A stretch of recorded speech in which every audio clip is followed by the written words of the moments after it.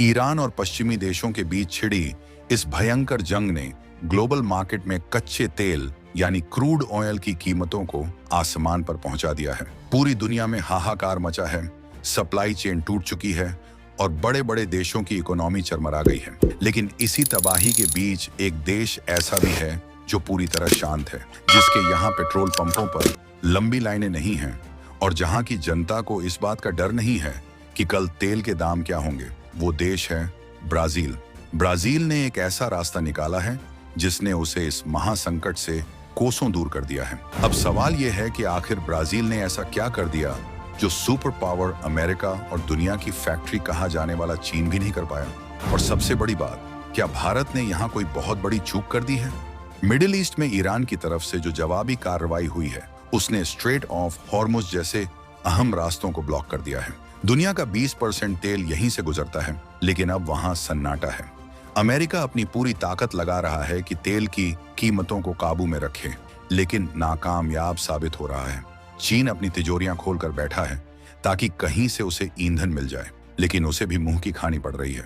रूस अपनी चालें चल रहा है, मगर ग्लोबल मार्केट का सिस्टम पूरी तरह हिल चुका है। इन सब के बीच ब्राजील ने दुनिया को दिखा दिया है कि असली पावर हथियारों में नहीं बल्कि एनर्जी की आत्मनिर्भरता में होती है। ब्राजील ने एक ऐसा डुअल फ्यूल मॉडल तैयार किया है जिसे देखकर आज दुनिया के बड़े बड़े एक्सपर्ट्स के पसीने छूट रहे हैं। ये कोई रातों रात हुआ चमत्कार नहीं है, बल्कि एक गहरी सोच का नतीजा है।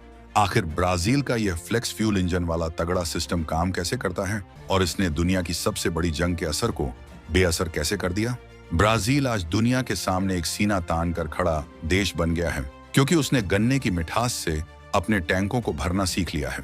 जब 2026 की शुरुआत में ईरान और इजराइल के बीच तनाव बढ़ा और देखते ही देखते यह एक ग्लोबल क्राइसिस में बदल गया, तब कच्चे तेल की कीमत $150 प्रति बैरल के पार चली गई। लेकिन ब्राजील में पेट्रोल की कीमतें जस की तस बनी रहीं। क्यों?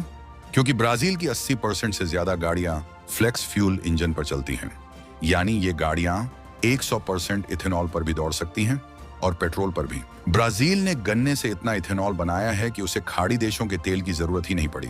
वहां के लोग अपनी कार लेकर पेट्रोल पंप पर जाते हैं और अगर पेट्रोल महंगा लगता है तो चुपचाप इथेनॉल भरवा कर निकल लेते हैं। ये एक ऐसा तमाचा है उन देशों के गाल पर जो तेल को अपनी जागीर समझते थे।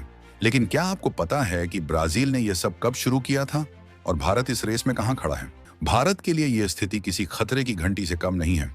हमारी अर्थव्यवस्था तेल के आयात पर बहुत ज्यादा टिकी हुई है। ईरान की जंग ने भारत के सामने एक बड़ा संकट खड़ा कर दिया है, क्योंकि हमारी तेल की सप्लाई लाइन पर सीधा असर पड़ा है। अगर भारत ने सालों पहले ब्राजील वाला रास्ता अपनाया होता तो आज हमें भी मिडिल ईस्ट की तरफ टकटकी लगाकर नहीं देखना पड़ता। भारत में गन्ने की खेती की कोई कमी नहीं है, हमारे पास रिसोर्सेज हैं, तकनीक भी आ रही है, लेकिन हम कहीं ना कहीं पॉलिसी और इम्प्लीमेंटेशन के लेवल पर पीछे रह गए। आज 2026 में जब हालात बेकाबू हो रहे हैं, तब जाकर हमें समझ आ रहा है कि ब्राजील का वो इथेनॉल मॉडल सिर्फ एक विकल्प नहीं बल्कि सर्वाइवल का एकमात्र तरीका था।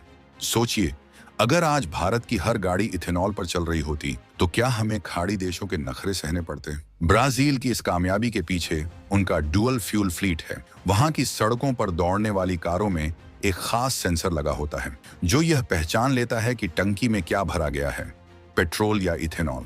यह तकनीक इतनी स्मार्ट है कि इंजन खुद को उसी फ्यूल के हिसाब से एडजस्ट कर लेता है। जब जंग की वजह से पेट्रोल की सप्लाई रुकी तो ब्राजील के किसानों ने अपनी गन्ने की पैदावार बढ़ा दी और पंपों पर इथेनॉल की बांट ला दी। इससे न सिर्फ कीमतों में स्थिरता आई, बल्कि ब्राजील की अपनी मुद्रा यानी रियल को भी मजबूती मिली। वहीं दूसरी तरफ रूस और चीन जैसे देश अपनी एनर्जी जरूरतों के लिए दूसरे रास्तों की तलाश में सिर पटक रहे हैं। ब्राजील ने साबित कर दिया कि असली आजादी वही है जब आपको अपनी जरूरतों के लिए किसी दूसरे के सामने हाथ न फैलाना पड़े। लेकिन इस पूरी कहानी में एक बहुत बड़ा ट्विस्ट है जो भारत के फ्यूचर से जुड़ा है। भारत सरकार ने अब कमर कस ली है। 2026 के इस तेल संकट ने भारतीय रणनीतिकारों की आंखें खोल दी हैं। अब भारत बहुत तेजी से ब्राजील वाले इसी मॉडल को कॉपी करने की दिशा में बढ़ रहा है। भारत का टारगेट है कि 2026 के अंत तक पेट्रोल में इथेनॉल ब्लेंडिंग को 25% से ऊपर ले जाया जाए और जल्द ही फ्लेक्स फ्यूल कारों को अनिवार्य कर दिया जाए।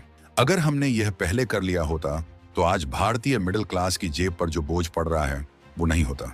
भारत के पास उत्तर प्रदेश, महाराष्ट्र और कर्नाटक जैसे राज्यों में गन्ने का इतना उत्पादन होता है कि हम दुनिया के सबसे बड़े इथेनॉल प्रोड्यूसर बन